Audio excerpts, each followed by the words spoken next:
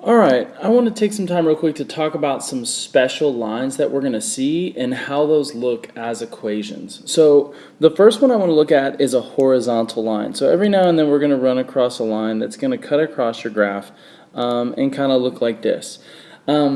First of all, looking for my vertical line test, I can tell that this is going to be a function. But now I want to test, well, what would that equation be? So just like any normal finding an equation from a graph, I'm going to find some points that are on the line.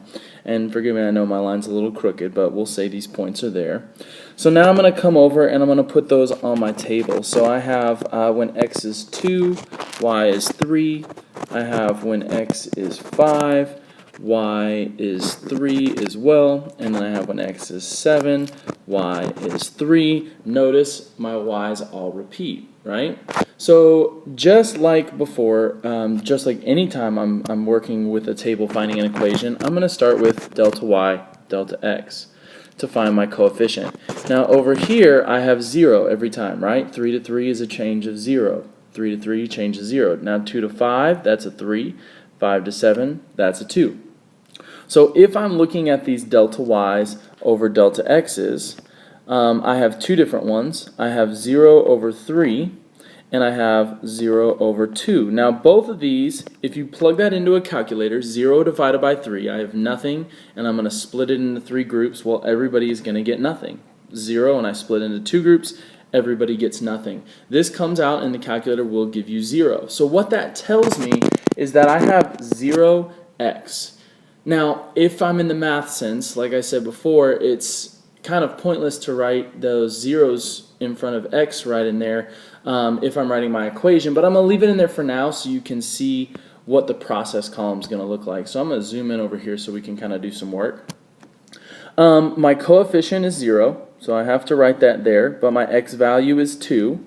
So I have 0 times 2, well that's going to be 0, but I need it to be 3. So I need to add positive 3.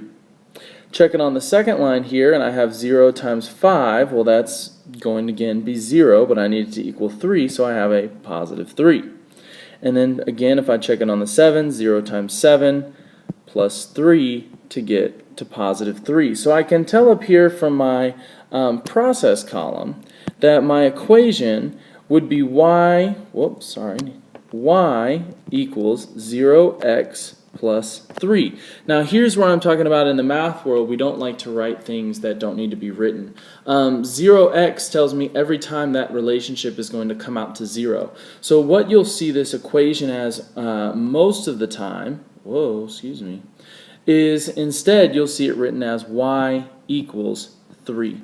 So in short, anytime you have that vertical line, if I come back over and take a look at my my graph, I can see that 3 is where it hits the y-axis, and that's our y-axis, and that's where this equation comes from.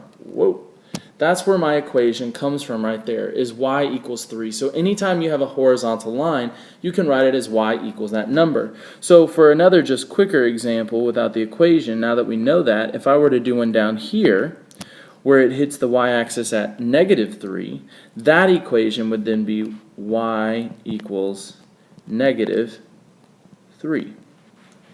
And that's how we're writing our equations for horizontal lines.